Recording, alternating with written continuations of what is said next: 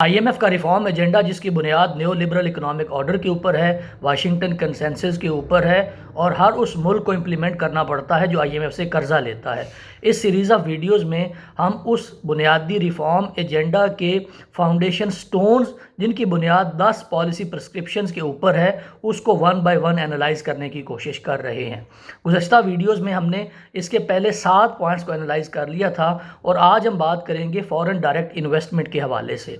IMF یہ چاہتا ہے کہ جس ملک کے اندر بھی IMF کا ریفارم ایجنڈا امپلیمنٹ کیا جا رہا ہے یا جس ملک نے بھی IMF سے قرضہ لیا ہے اپنے معیشت کے مسائل کو حل کرنے کے لیے، وہ ملک اس بات کو انشور کرے کہ فورن ڈائریکٹ انویسٹمنٹ کے لیے اس ملک کا جو ماحول ہے، جو بزنس ہے، جو پالیسیز ہیں، جو ریگولیشنز ہیں، وہ فیزیبل اور وائبل ہیں اور فورن ڈائریکٹ انویسٹمنٹ کو اٹریکٹ کرنے کا پورا اہتمام کرنا اس ملک کی ذمہ داری قرار دیا جاتا ہے۔ بنیادی طور پہ سننے میں تو یہ بے ضرر سی بات محسوس ہوتی ہے، بلکہ بہت ہی اپیلنگ اور اچھی لگتی ہے کہ IMF یہ چاہتا ہے کہ پاکستان جیسے ممالک جن کے معیشت کے اندر لے آؤٹ ٹھیک نہیں ہے، اکنامک آؤٹ لک نظر صحیح نہیں آ رہا، وہ فورن ڈائریکٹ انویسٹمنٹ کو اپنے ملک کے اندر اٹریکٹ کریں تاکہ اس ملک کے اندر پیداوار کو بڑھایا جا سکے، پروڈکٹیوٹی کو بڑھایا جا سکے اور اکنامک پروگرس کو بڑھانے کی کوئی سبیل پیدا کی جا سکے۔ لیکن دیکھنے کی ضرورت یہ ہے کہ فورن ڈائریکٹ انویسٹمنٹ کے حوالے سے اپنے اس ریفارم ایجنڈا کو امپلیمنٹ کس طریقے سے کیا جاتا ہے۔ بنیادی طور پہ اکنامکس کا بنیادی اصول یہ ہے کہ آپ نے جو بھی ریفارمز کرنی ہیں ان کے مقاصد بھی صحیح ہونے چاہیے اور ان مقاصد کو حاصل کرنے تک کا جو راستہ آپ ڈیفائن کرتے ہیں وہ بھی صحیح ہونا چاہیے۔ اگر راستہ صحیح نہیں اپلائی کیا جائے گا اور صحیح اڈاپٹ نہیں کیا جائے گا تو معیشت کے اوپر اس کے ایڈورس امپیکٹس پڑ سکتے ہیں۔ تو فورن ڈائریکٹ انویسٹمنٹ کے حوالے سے واشنگٹن کنسنسس کا، نیو لبرل اکنامک آرڈر کا اور ویسٹ کے اندر بننے والے اکنامک سسٹم کا اور IMF کا، US ٹریجری کا، ورلڈ بینک کا، اس پورے کارٹل کا، اس پورے کنسورشیم کا جو فاؤنڈیشن ہے وہ یہ ہے کہ کسی بھی ملک کے اندر جب IMF اپنے ریفارمز کو امپلیمنٹ کرتا ہے تو اس ملک کو اس بات کو امپلیمنٹ کرنے کے ساتھ اس کو انشور کرنے کے لیے کہتا ہے کہ لوکل کمپنی ہو چاہے کوئی فورن کمپنی ہو، ان کے لیے فورن ڈائریکٹ انویسٹمنٹ کے لیے بزنسز کے لیے جو ریگولیشنز ہوں گی وہ سملر ہوں گی۔ اس بات کو سمجھنے کی ضرورت ہے کہ اگر پاکستان کے اندر ایک کمپنی کام کر رہی ہے اس کے لیے جو ریگولیشنز ہیں وہ بھی وہی ہونی چاہیے جو کہ کسی بھی فورن کمپنی کے لیے ہوں گی۔ اس کا نقصان بنیادی طور پہ یہ ہوتا ہے کہ آپ لوکل اکانومی کو پروٹیکٹ نہیں کر پاتے، لوکل کمپنیز کو، لوکل بزنسز کو پروٹیکٹ نہیں کر پاتے۔ اس کو میں پھر ریفر کروں گا ٹریڈ لبرلائزیشن والی ویڈیو سے، جس میں میں نے ٹریڈ لبرلائزیشن کا ایک جو بنیادی نقصان ہوتا ہے کسی بھی لوکل اکانومی کو، لوکل بزنس کو، وہ ہوتا ہے اکانومیز آف دا اسکیل۔ اس کو اس طرح سمجھیں کہ اگر پاکستان کے اندر ایک کوئی SME ہے، کوئی چھوٹا بزنس ہے، کوئی چھوٹی کارپوریشن ہے، اس کا جو والیوم ہوگا وہ اتنا بڑا نہیں ہوگا جب آپ اس کو کمپیئر کریں گے کسی بھی ملٹائی نیشنل جائنٹ کے ساتھ، ملٹائی نیشنل جو فائنینشیل انسٹیٹیوشنز ہیں یا بینکس ہیں ان کے ساتھ۔ نیسلے کا جو والیوم ہوگا، کوک کا جو والیوم ہوگا، جو پیپسی کا والیوم ہوگا، اسٹینڈرڈ چارٹرڈ کا جو والیوم ہوگا، اس کو ہمارا کوئی بھی local player economies of the scale نہ ہونے کی وجہ سے کمپیٹ نہیں کر پائے گا۔ اور اکانومیز آف دا اسکیل کا جو بنیادی نقطہ نظر ہے وہ یہ ہے کہ جب بھی آپ کسی بھی پروڈکٹ یا سروس کو بڑے والیوم میں پروڈیوس کرتے ہیں تو آپ کی جو پر یونٹ کاسٹ ہے وہ کم پڑتی ہے۔ اگر آپ وہی پروڈکٹ 10 کی کوانٹٹی میں پروڈیوس کریں گے تو پر یونٹ کاسٹ اور ہوگی، اور اگر اسی پروڈکٹ یا سروس کو آپ 1000 کی کوانٹٹی میں پروڈیوس کریں گے تو اس کی پر یونٹ کاسٹ ڈیفرنٹ ہوگی۔ اب اس وجہ سے پر یونٹ کاسٹ کے کم ہونے کی وجہ سے، اکانومیز آف دا اسکیل نہ ہونے کی وجہ سے، اور جو فورن ڈائریکٹ انویسٹمنٹ کی کمپنیز ہیں،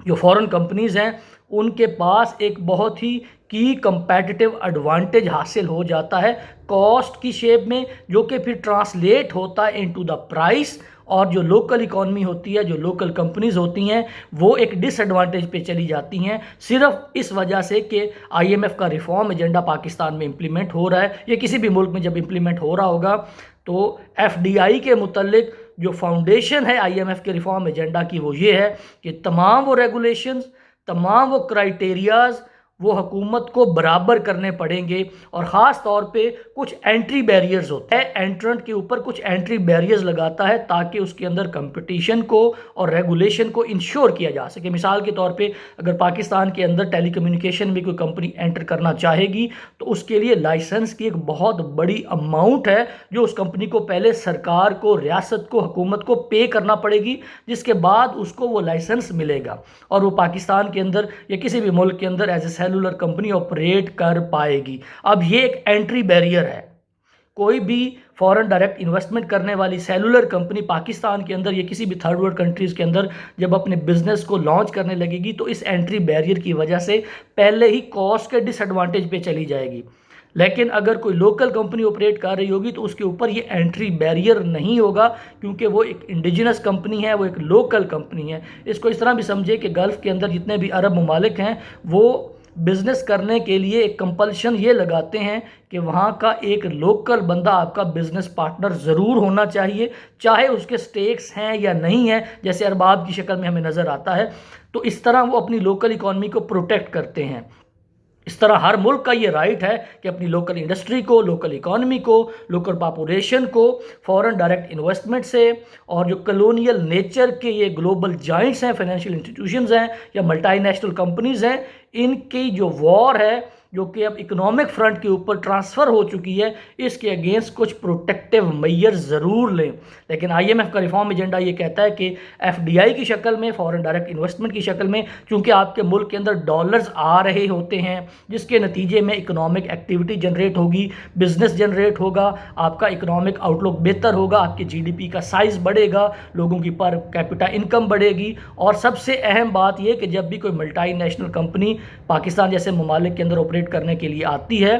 تو کمپٹیشن بڑھتا ہے اور عام کنزیومر کو، عام صارف کو زیادہ آپشنز اویلیبل ہو جاتی ہیں، جس سے اگر اس کی انکم نہیں بھی بڑھی تو ایک سستا سورس اویلیبل ہو جاتا ہے اس پروڈکٹ یا سروس کا۔ تو یہ ایک اوور آل پکچر ہے اس فورن ڈائریکٹ انویسٹمنٹ کے ایجنڈا کے حوالے سے، جس کی بنیاد بہت خطرناک ہے، سننے میں بے ضرر ضرور لگتا ہے، لیکن کسی بھی ملک کے اندر فورن ڈائریکٹ انویسٹمنٹ ضرور آنی چاہیے۔ یہ ایک کی اکنامک انڈیکیٹر ضرور ہے، لیکن on the cost of what, trade off کرنا ہوگا۔ فورن ڈائریکٹ انویسٹمنٹ جب کوک کی شیپ میں آئے گی، نیسلے کی شیپ میں آئے گی تو صرف وہ پروڈکٹ اور سروس نہیں آئے گی۔ کوک صرف ایک پروڈکٹ یا سروس نہیں ہے، نیسلے ایک پروڈکٹ یا سروس نہیں ہے، گلوریا جینز، سٹار بکس اور ہارڈیز یہ صرف پروڈکٹ اور سروس نہیں لے کے آتے، یہ اپنا پورا کلچر، سوشو اکنامک فیبرک ساتھ لے کے آتے ہیں۔ یہ بلیک فرائیڈے اور شائننگ فرائیڈے یہ کیا چیزیں ہیں؟ یہ ہیلون کے ڈیز یہ کیا چیزیں ہیں؟ یہ کیوں آئی ہیں ہماری اکانومی کے اندر، ہمارے معاشرے کے اندر؟ اس کی بنیاد یہ ہے، سپورٹ کیا جاتا ہے ہر اس ملک کے اندر جہاں پہ فورن ڈائریکٹ انویسٹمنٹ لائی جا رہی ہوگی۔ تو فورن ڈائریکٹ انویسٹمنٹ کے حوالے سے ہر ملک کو اپنی پریورٹیز کو سیٹ کرنا ہوتا ہے اور پھر ٹریڈ آف کرنا ہوتا ہے کہ فورن ڈائریکٹ انویسٹمنٹ کا کون سا ایسا ایلیمنٹ ہے جس کو ہم نے آنے کی اجازت دینی ہے، اور کون سا ایسا ایلیمنٹ ہے جس کے اگینسٹ ہم نے ریسٹرکشن لگانی ہے، اپنی لوکل اکانومی کو پروٹیکٹ کرنا ہے۔ اور فورن ڈائریکٹ انویسٹمنٹ کو ایک اکنامک انڈیکیٹر کے طور پہ نہیں دیکھنا چاہیے، اس کو ایک سوشو اکنامک کلچرل فیکٹر کے طور پہ دیکھنا چاہیے، جس کی کئی امپلیکیشنز ہوتی ہیں، اور ہر اس ملک کے پاس یہ رائٹ ہونا چاہیے کہ وہ کون کون سے ایسے فیکٹرز ہیں جن کو اڈاپٹ کرنا چاہتا ہے اور کن کو اڈاپٹ نہیں کرنا چاہتا۔ تو اس سیریز آف ویڈیوز میں ہم نے آئی ایم ایف کے ریفارم ایجنڈا کو سمجھنے کی کوشش کی ہے۔ اب تک تقریباً ہم 8 ریفارم ایجنڈا کے اوپر بات کر چکے ہیں۔ تو اگر آپ کا کوئی سوال ہو، کوئی فیڈ بیک ہو، کوئی اعتراض ہو تو ضرور آگاہ کیجیے گا۔ Thank you so much.